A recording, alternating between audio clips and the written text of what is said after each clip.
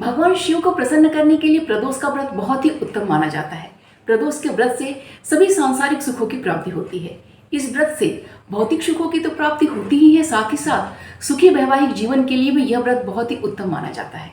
भोले शंकर अवघड़दानी है, अपने भक्तों से बहुत ही जल्द प्रसन्न हो जाते हैं। भक्तगण इनको प्रसन्न करके अपनी किसी भी मनोकामना को पूर्ण कर सकते हैं। नमस्कार दोस्तों, मैं पूनम पांडे आप सभी लोगों का शक्ति कुंज चैनल पे बहुत बहुत स्वागत करती हूँ। 2023 सितंबर माह का दूसरा प्रदोष व्रत अर्थात भादो माह के शुक्ल पक्ष का प्रदोष व्रत बुधवार को पड़ रहा है, तो इसे बुध प्रदोष कहा जाएगा। बुधवार का दिन गणेश जी को समर्पित होता है और गणेश जी भगवान शिव और माता पार्वती के पुत्र हैं।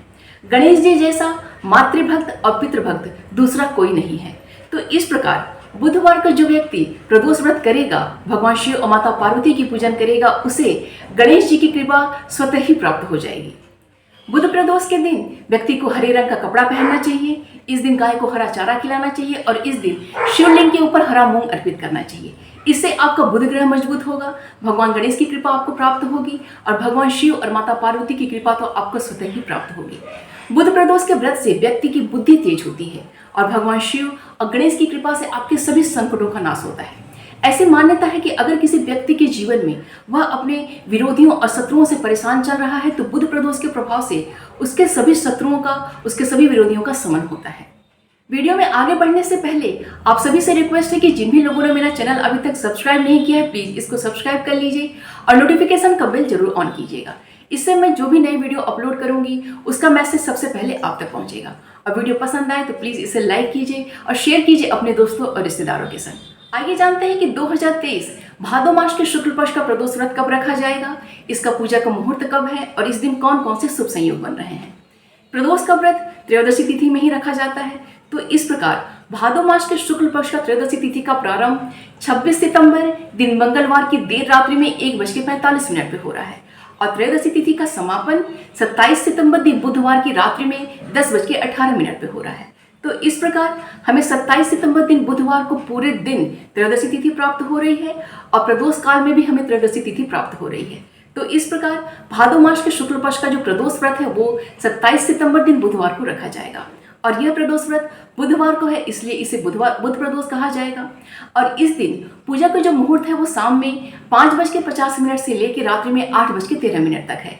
इस प्रकार पूजा की जो पूर्ण अवधि है वो 2 घंटे 24 मिनट है।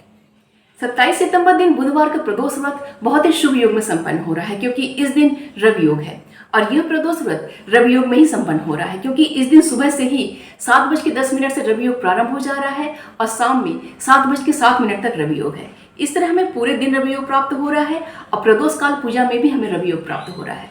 रवि योग बहुत ही प्रभावशाली योग है। इस योग में हम जो भी शुभ कार्य करते हैं, पूजा पाठ जप तप आदि हम धार्मिक कार्य करते हैं, वो बहुत ही जल्दी फलीभूत हो जाता है। रवि योग सभी दोषों का नाश करता है, तो इसलिए यह प्रदोष बहुत ही उत्तम और बहुत ही शुभ है। इस दिन आप भगवान शिव और माता पार्वती को प्रसन्न करने के लिए शिव चालीसा का पाठ कर सकते हैं, पार्वती चालीसा का पाठ कर सकते हैं, भगवान शिव के 108 नामों का पाठ कर सकते हैं, माता पार्वती के 108 नामों का पाठ कर सकते हैं, शिवाष्टक का पाठ कीजिए, शिव कवच का पाठ कीजिए, रुद्राष्टक का पाठ कीजिए। भगवान शिव के बहुत ही अच्छे अच्छे स्तोत्र हैं, उन सभी का आप पाठ कर सकते हैं। इसके अलावा नमः शिवाय मंत्र का ज़्यादा से ज़्यादा जाप कीजिए। इससे भगवान शिव और माता पार्वती की कृपा दृष्टि अति शीघ्र प्राप्त होती है।